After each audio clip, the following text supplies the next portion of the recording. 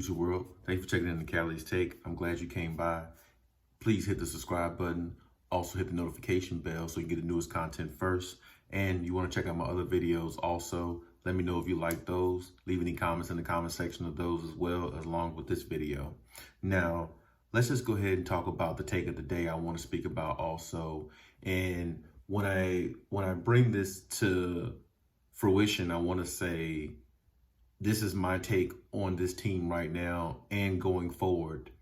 If they stay consistent and if they build on what they already have. So to me, when I say the Clippers are a scary team, the most dangerous team in the NBA, I say that based upon what I'm seeing right now. And what I'm seeing right now from this team is playing off of the energy of the Rondo trade. And I like what I see from Rondo, which I've always have. You know, I've always said my personal opinion. You know, I like Rondo more as a floor general than even Chris Paul. And I think Chris Paul is a great floor general. I think Chris Paul is, even though I'm not a Chris Paul fan, but his game has always been to the level of, you know, he can score and he can facilitate and control a game and control everything that's going on in the game and really be the X factor for his team to win. But for me, I personally think Rondo plays it at just a little bit higher of a level because playoffs and just because of Rondo's championships. Got to give him the nod there, but that's a different story. But what I like from this team specifically with the energy of Rondo is I feel like they're going to have more structure, especially late in games in the fourth quarter when it's like they're up by maybe 5 or 7 points. And whereas before they didn't have a point guard like Rajon Rondo who can get them in their sets. When you look at last night's game against the Phoenix Suns, there were times where Rondo would thread passes in there that Patrick Beverley and nobody else on the team can do. Rondo would find his way getting into the paint, seeing what the defense is doing, and find a way to counteract it. And then there were times in the game last night when you looked at, even against the Phoenix Suns, he was calling out 1 or 2 of the plays that Phoenix Suns were running, and the Clippers got a turnover. And that's the type of things you need to win championships. That's the type of championship mentality, gameplay, structure you need to be a championship type team. Because really, let's just be honest, it's championship or bust for the Clippers. The Clippers have to, in this season, bare minimum, making it to the conference finals, possibly against the Lakers, or, you know, of course, at least, you know, making it to the finals. Bare minimum, they have to be somewhere in that realm, somewhere in that vicinity, somewhere in that circle there. They have to be. And it's really no other way to look at it. So my thing is this, to me, I look at them as the most scary team based upon what they have depth-wise on paper, their roster, when healthy. And I like the way they look now. Like last night, I love the way they looked. And I loved how they executed some plays. And that's even without Serge Ibaka. When they get Serge Ibaka back, if Serge Ibaka is healthy, I think that makes them an over-the-top type team. Because now you got a big man who can step out, who can stretch out a defense more, make a defense work even more. Like if they played the Denver Nuggets, what killed them last year against Denver, Jokic can kill them in the paint, but he also can step out and hit threes. Well, now they have somebody who can do that. They have somebody who can get extra rebounds, score some in the paint, and Serge Ibaka is pretty lethal from 17 feet, and plus he can knock down some threes too. He's not a bad three-point shooter. Never has been, none of his career, maybe except the first couple of years in OKC, but other than that, I mean, really, he's always been a formidable three-point shooter to be a big man. He's just always been known for his defense and blocking ability, which is the reason why a lot of people never looked at him really that way, but three-pointers, I mean, I wouldn't leave him out there wide open, especially in the fourth quarter. I've seen him knock down some big shots before and help his teams win, propel to victories. So when you add him in there with Rondo and Rondo's NBA science in his head of how he knows how to orchestrate an offense and get everybody in their spots, they're going to be a really dangerous team. And if Paul George can continue to play in the way he's playing and Kawhi just be Kawhi Leonard, consistent, killer, efficiency, grinder, and turn back in, and play like the claw defensively, this sky's the limit for this team. And I can tell you this, when you look at this team's depth, as far as their bench, I wasn't really big on Luke Kennard at first. I wasn't really big on, I didn't really know too much about Terrence Mann at the time. But when you look at these players, those players that they have, they got some really, really good, talented players.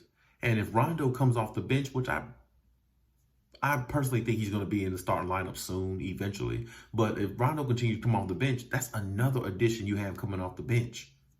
But even if they flip-flop and put Rondo in the starting lineup and put Patrick Beverley, let him come off the bench, that's another good, that would be a more perfect role, I think, for Patrick Beverley as well. I think he would thrive in that role as well.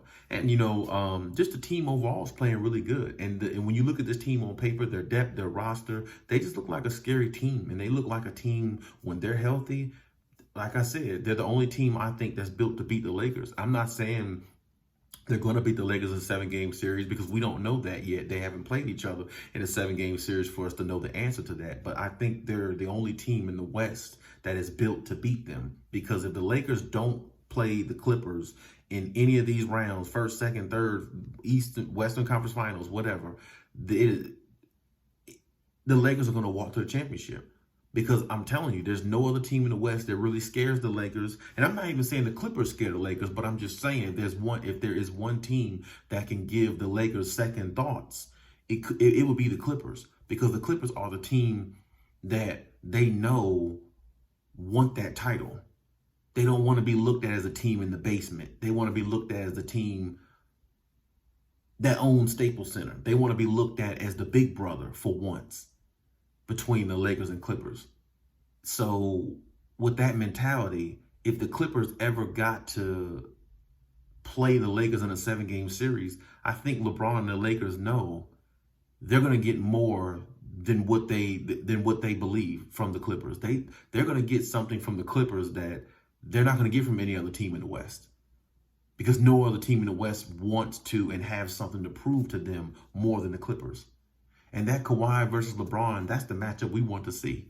Everybody wants to see that matchup still.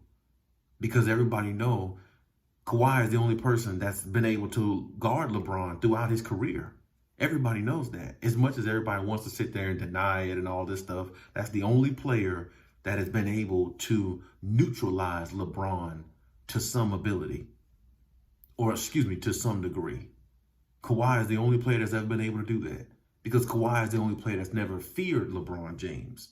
I think a lot of other players feared LeBron James in his career, which made him even more so dominant.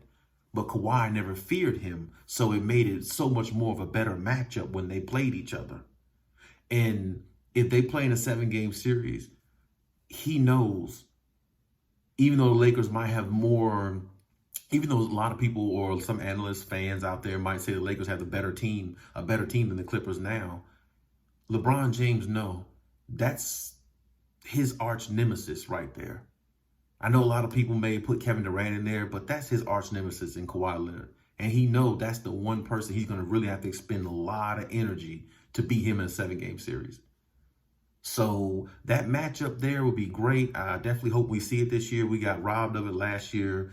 Oh, well, but, this year is what we're focused on, and that's that. But I'm just going to say this. I love what I've been seeing, like I said, out the Clippers. And I know they had some mishaps, but they've been injured. They haven't been, completely healthy. And I'm not making excuses for them, but I think they're a dangerous team when they added Rondo, because now they actually fixed the problem that a lot of people were actually telling them or speaking of since last year. But now they actually fixed that problem. So you add that with PG and Kawhi, they should be way better. And they should get to where they should have gotten to last year.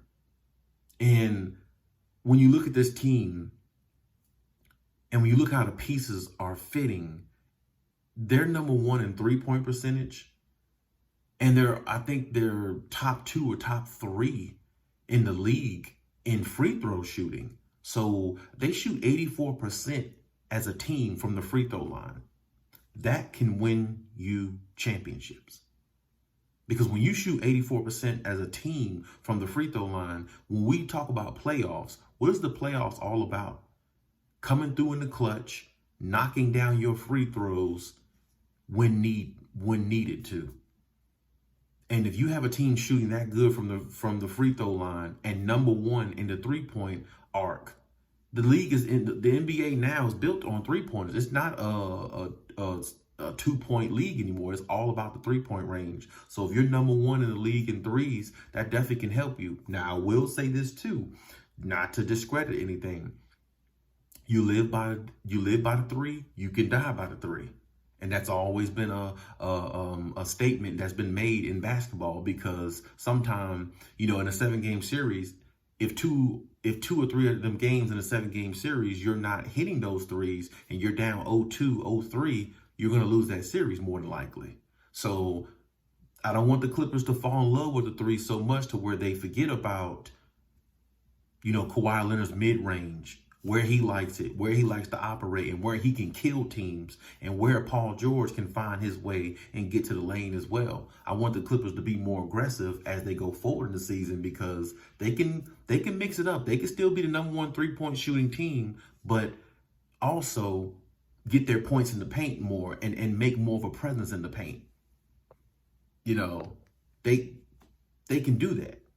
So what I'm saying is, if they stick to what they know, if they continue to play how they're playing, and Rondo just builds on top of what he's already started with this team, getting in players' ear, getting him in position, being a vocal leader that they didn't have, they're a very dangerous team, and they will be the most dangerous team going to the playoffs, pending on health, of course, but the chemistry is what they need with Rondo. And like I said, looking at last night's game, he looks like he's just a perfect fit for what they needed. And I think a lot of people need to pay attention to this team in the playoffs going this year specifically, even more so than last year, because now that they fixed their problem, I think they're on their way to something really big. But of course, that's no guarantee. We have to see them put the product out there on the court. I need to see Paul George play like he did last night in the playoffs, because I've seen Kawhi do it. A lot of people talk about Kawhi load managing. That doesn't matter. He's won 2 championships load managing. Now, if he's load managed all his career and never won a championship, you have something to talk about. But really, Nick Wright, Shannon Sharp, other fanboy analysts of LeBron, you got to give Kawhi credit. He load managed. He took off games. He done a lot of things. But this year, he came back even more focused. He came back trying to be a better player, and he came back showing more leader type skills, more leader type, abilities in him. Playing back-to-backs, not missing games, being out there, showing the team that he's dedicated. You can't say nothing bad about him now. And, you could talk about last year, but that's last year. Let's talk about this year. And this year, he's playing efficient. He was in the 50, 40, 90 club here not too long ago. I'm pretty sure he's still, lingering around there somewhere. So was Paul George. I mean, they're just playing a little bit different, and they're playing with a little bit more of urgency here. It just seems like they're trying to figure it out. Rather than last year, it seemed like they were just trying to get through the season and try to turn it on in the playoffs, which was the wrong idea, and it cost them. But this is my take on the situation here. Let me know what you think about this topic here in this take of the day. And like I said, leave any comments in the comment section. Let me know how you feel about it. I adore your opinion, because without your opinion, there wouldn't be me, or wouldn't be my opinion up here telling you what I think. So your opinion means just as much as mine. So leave any comments in the comment section and let me know what you think. And you know how it goes. Till next time.